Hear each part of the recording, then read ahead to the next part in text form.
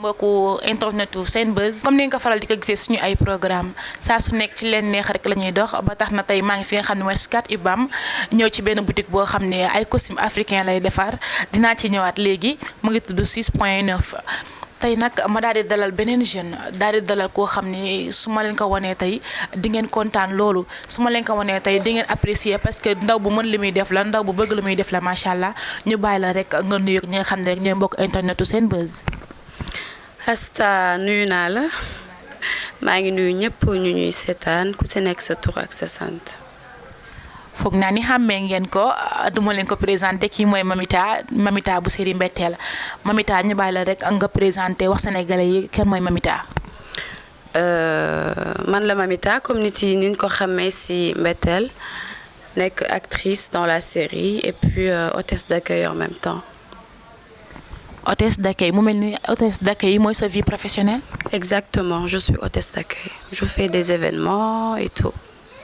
na nga mën a boolee ñaari métiers yooyu yëpp hôtesse d'accueil en même temps di tourner série ñëpp xam nañ ne tourner série la lu ci nekk na nga mën a boolee ñaar yooyu. ah parce que ñu may liggéeyal ñoo ma comprendre rek xam ni si loolu lañ ma fekk loolu mooy sama liggéey moo tax. da nga nekk ci label wala dafa am ko da ngay liggéeyal sa bopp wala dafa am ñoo xam da ngay liggéeyandoo ak ñoom. waaw damay liggéeyal ay agence événementielle yu bëri waaw. attention est-ce que comprendre nañ tey jii la mooy tournage série parce que tey jii ku wax série wax n'importe quelle heure wax n'importe quel jour dañuy jékki-jékki rek contacté la tey jii sa vie professionnelle est-ce que tey tournage série bi amul lu mu la yàqal sa vie professionnelle. non du tout amul lu ma yàqal parce que tournage yi xam nga du tout le temps la ñuy tourner et les événements aussi c'est pas tout le temps il y a des fois où il y a des événements il y a des fois où non tu vois donc du ma yàqaluma dara en fait ouais. ok ñoo ko déggandoo foog naa ni waxtaan bi mu ngi doog a tàmbale nag léegi rek dañuy dugg ci li nga xam ne rek mooy Mamita carrément Mamita ñu gis Mamita foog naa ni li may waaj a laajte nii xale yu góor yi ma ko yóbbante xale yu góor yi ma ko yóbbante bi ma leen ne Mamita lay invité tey dama ne Asta Mamita boo demee laajal ñu ko ndax Mamita célibataire la wala Mamita mariée la.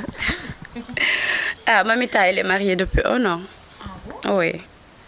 Madame comment? Madame Ndiaye. Ah.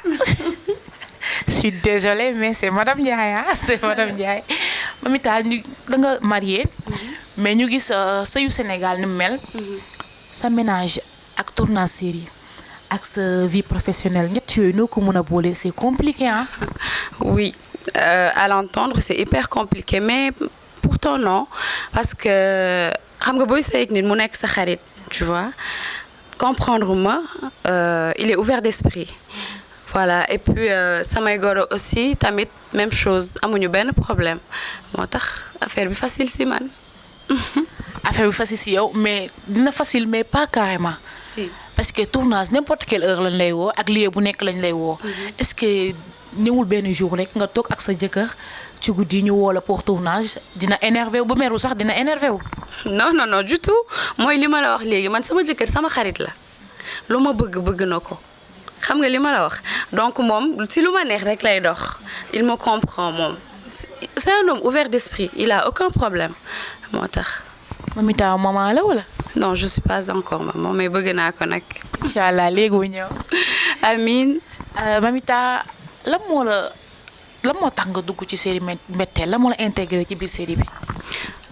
man Ramadan de Serigne Ngagne laa njëkk commencé donc nekk doomu Ndey Sine moo nekk sama yaay si Mbetteel voilà bi ma ko defee bi ma ñoom Ngagne contacté wee ma def ko après ma réussir ko ñuy defaat Mbetteel après ñu bindaat si man ma nekkaat doomam. kan moo la contacté pour nga bokk ci série bi. ñoom Serigne Ngagne. Serigne Ngagne. Mamita macha allah waxuma ko nag sénégalais yi ñoo ko wax dinañ Mamita elle joue bien son rôle. sa rôle moom macha allah Mamita lu ñu def rek nga ne lii la gën a mën Mamita loolu lan la. parce que xam nga ñun dañu am chance ba nga xamante ni peut-être ñu bari amuñu ko ñun ñi ñu entouré la en fait xam nga ku si mel ni ay ñoom Serigne Ngagne ñoom Ñambe Sène ay ñoom ñoñoo Fadam ay Bella xam nga ñooñu dañoo aay ak sama yaay Ndey Sine comprendre nga ba pare ñun suñu techniciens yi tamit bu ñuy tourner dañ ciy jàpp sama yaay moom mooy gën a sonné si samay séquence Ndey Sine ndeysaan maa ngi koy nuyu au passage bu may tourner fa lay nekk di wax bébé d'amour defal nii bébé d'amour defal nii xam nga loolu moo tax affaire bi du man en fait ñi nekk sama ginnaaw la sama yaay maa ngi koy nuyu au passage voilà moom moom elle daf may jàppale lu bëri ci samay séquences voilà. mu mel ni série bi équipe Mbetteel famille la comme ni mu ko waxee léegi comme ñoom ñoo ko jiitu rek ci milieu bi dañ koy jàngal li nga xam moom lay defee ay ñoom ndey si ñoom ñëpp ñu ngi leen di nuyu au passage mais Mamita wu Sénégal la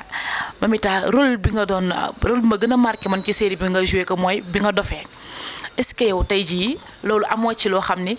yaa ngi koy regretter parce que boo mën nga dox ci mbedd bi xale yi topp la Mamita da nga dof wala lii ak lii wala nga romb xale sax mu daw la foog ni nga dem mel ci série bi noonu nga mel carrément est-ce que dalu la. non pourtant nit yi nag duñu daw mais ndeysaan dañ ma yërëm surtout mag yi moom dañu am sama yërmande damay génn ci mbedd bi sax ñu naan ma yow kañ nga wér affaire yooyu xale itam loolu lañ doon naan waa kañ nga wér ndeysaan ça fait plaisir nga def dara xam nga nit yi yërëm la ci nit yi dañ koy dund nit yi dañuy dund mbetteel. xam nga li ma la wax da ngay non c'est da ngay génn ci mbedd bi ndeysaan kenn interpellé la ay yow man li nga bi nga sa xel bi mu demee dama jooy nan la ay yow li nga ma jooyloo affaire yooyu sa yaram bi sax day daw tellement que nit yi dañ koy dund et ça fait énormément plaisir.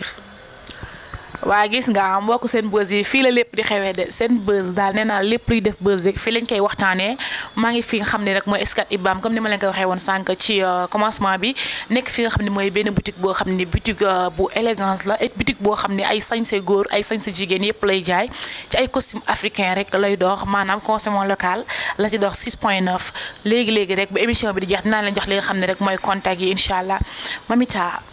Mamita série Mbetteel foog naa ñu ngi ci saison 2. non ñu ngi ci saison 3. saison 3 autant pour moi. saison 3 depuis saison 1 ba saison 3 lan moo la gën a neex ci série bi lan nga xam ne rek da ngay toog di ko seetaan nga kontaan lool ci sa bopp. si depuis saison 1 ba saison 3 ma xool en fait lu ma joué loo xamante ni neex na ma. sama séquence bi nga xamante ni sama yaay mi ngi ma doon yóbbu dalal xel boobu neex na ma moom. loolu gën a neex loolu moom si gën a neex waaw. lan moo tax loolu gën laa neex ci sa séquence. parce que dañ doon jàllale benn message xam nga pour parents yi gën a xaw ma ñaax seen bopp xam nga parce que nga nekk ak nit di génn ak moom il s'avère que jour mariage bi ngeen xam ni que yéen a bokk pap xam nga loolu erreur monumentale la c'est grave c'est très grave ba moom mu xaru si après man ma ñàkk si sama xel xam nga donc dina permettre ñi ñuy seetaan ñi nga xamante ni ñoom xam nañ loolu et que dund nañ ko ñu gën si bàyyi xel ba erreur yooyu noonu bañ a am voilà. ndeysaan mu nekk message boo xam ni message bu fort la foog naa ni yéen ñi nga xam ne yéen a koy seetaan neex na leen trop parce que comme li mu koy wax rek dañoo doon jàngale foofu que ni muy góor di jigéen bu ngeen amee ay doom na ngeen fexe ba seen doom yi xamante parce que xale yi dañuy dox di daje on sait jamais message boobu foog naa ni jàll na. exactement xam nga moom Mbetteel moom dafa nekk série ba nga xamante ni c'est pas parce que dama si jouer moo tax ma koy wax mais ay message kese la Mbetteel y a que des messages forts. très fort ay kii message nga xamante ni bu génnee rek mooy loolu xam nga dafay atteindre nit yi dafay série ba nga xamante ni la dafay yeete parce que ñun dañuy xool li nga xamante ni moom la nit yi di dund li nga xamante ni ça reflète notre société sénégalaise tu vois ñu génnee loolu nit yi xam ko mu yee leen voilà. kon foog naa ne message bi jàll na mais Mamita ku am lu la neex ci série di nga am lu la metti saison 1 ba saison 3 Mamita lan la joué wala lan la seytaan man séquence la seytaan mu metti ko lool ci Mbetteel. séquence bi Omar Xaruwe waa boobu moo metti na ma. bi Omar Xaruwe lu tax mu metti la. parce que dafa meloon comme si dëgg la xam nga ak dëj bi tamit dafa metti woon torop sax danga koy seetaan xalaat ne lii bu nekkoon dëggantaan xam nga dafa metti boobu moo metti na ma. Ella mi ngi jooy Mamita bët yaa ngi taa ndax mi ngi wax loolu mais daf ko metti trop mais yaa ngi wax Omar léegi Mamita ko Omar lan mooy seen relation bu dul série bi parce que buñ leen seetaan ci série bi da ngay kontaan ba parce que Mamita elle est fidèle non mis à part série bi nag sama gayen la Omar c'est un frère Mbetteel boole wuñu voilà xamante nañ bu yàgg man ak moom bien avant Mbetteel sama xarit la sama frère la moom tamit ndeysaan dafay jàpp ci sama ay séquences daf may coacher bu baax naan ma defeel nii xam nga voilà moom sama gayen la Omar. pour ñi xamul rek Omar mooy copain bi nga xam ne moo xaru ci série Mbetteel et Mamita après bu ñu génnee ci Mbetteel bi dañuy ñëw ci li nga xam ne foog naa ni yaa ngi ci milieu bi tamit maa ngi ci milieu bi mais mosoo toog benn jour comme tu es marié toog sa jëkkër toog di dégg jot ay appels yoo xam ni di lay proposer loo xam ni du yoon ay loo xam ne dafay indécent daal ñëpp xam nañ fu may waxee proposition yi mosoo ko jot. si am na benn jour loolu daal na ma c'était vers les je pense 22h 23h am kenn ku ma woo di may ne dafa dañ ko jox sama numéro que man damay maase ma ne ko mais tu es malade ou quoi maase man ak maase ma raccroché ko au nez juste pour te dire que milieu bi moom lu nekk ngay jànkonteel mais yow yaay xam sa bopp rek xam li la yëkkati xam fi ngay teg sa tànk xam aussi que jigéen nga xam nga àdduna moom dara yàggul donc lu bari jar na sóor. àdduna dara yàggul lu bari jar na sóor Mamita moo ko wax Mamita la mooy sa relation ak actrice yi nga xam ñoo nekk ci Mbetteel ak actrice ak tamit la mooy sa relation actrice yoo xam ñu ngi bokk ci yeneen série est-ce que di nga seetaan yeneen série yi sax yow. mais bien sûr li tax duma seetaan yeneen série di daw suñu biir dëkk bi Sénégal njaay bi nga xam ne ñun ñëpp benn lañ et loolu ça fait plaisir nga gis sa yeneen morom ñoom tam ñu ngi évoluer ci milieu bi di def lu nice di jouer lu nice loolu daf may neex.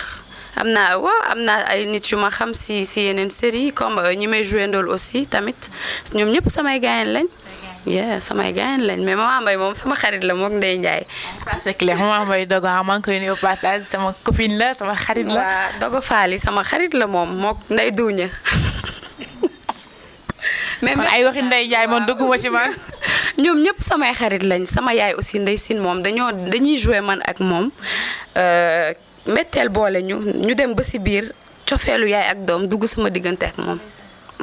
yéen comme si que moo la jur Mbetteel koy sax da nga naan Ndeye Sine moo la jur parce que yéen ñaar yéen a bokk ni ngeen di dundee yéen a bokk comportement comme ay France nappe daal moom la ko mën a waxee. moom sama xarit la ndeysaan moom day génn ci mbedd bi sax nit yi naan ko ndax yaa jur Mamita parce que. vas-y bul yàq émission bi vas-y. non yàquma ko sax mais maa ngi koy remercier parce que ni may taxawoo tamit voilà kontaan naa ci bu baax. parce que mënoon na ko ci bañ a fekk mënoon na ni lii rek moo ñu boole mais mis à part loolu ndeysaan mi ngi xool chaque jour mi ngi xool ci lan laa nekk su ma woowee téléphone sax sama baat changé ndeysaan dafay tiit tu vois te xam nga loolu lu jafe la man Mbetteel ñëpp samay xarit lañ même Serigne Ngagne tamit moom tamit.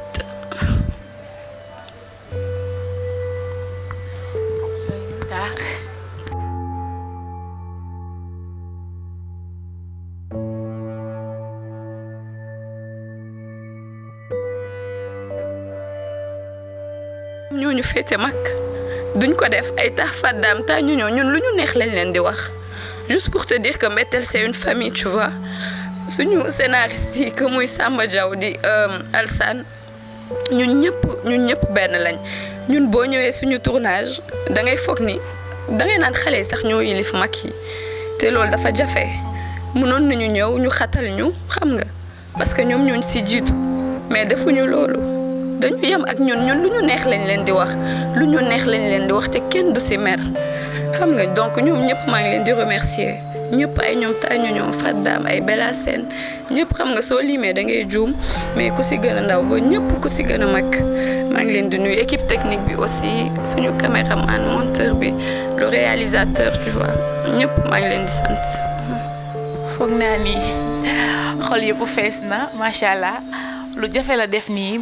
parce que wax na ci lépp te xol bi feesul mais muy wax ci ñi nga xam ne ñoom la bokkandool série Mbetteel wax ci ñi nga xam ne ñoom lay tourné ndoor rawatina ki nga xam ne mooy Ndeye Sine yaayam ba ci commencé man sax mënatuma wax émission bi nag dañ koy def rek du yemale ko fii ma bàyyi la rek nga tàggatoo ak ñi nga xam ñooy mbokk internet yi Mamita bul yàq émission bi. sant naa leen yéen ñëpp gërëm naa leen aussi sama fans yi ñi may woo téléphone samay am di jàmm di apprécier les gens qui m'envoient des messages via Facebook tu vois nit yi ñu nekk extérieur ndeysaan ñoom ñoo ci gën a sonn da ngay xool bu épisode bi yéexee dugg sax dañuy kaas waaye wala nit yi di la woo téléphone foo leen toll affaire yooyu mu leer la ni que ñii bëgg nañu li ñuy def ñoom dañuy dund Mbetteel ndeysaan te loolu dafa sori ci ñun xam nga moo tax maa ngi leen di remercier ñoom ñëpp di remercier sama jëkkër moom mi ma permettre may jouer lii te xataluma benn yoon teguma benn pression teguma benn fitna ak sama goro yi tu vois sama papa ak sama yaay ma famille qui m'a toujours soutenue sama papa sama yaay sama ay xarit la ñoom dañ ma jàppale depuis xale tu vois après mes frères et sœurs tout le monde. merci beaucoup.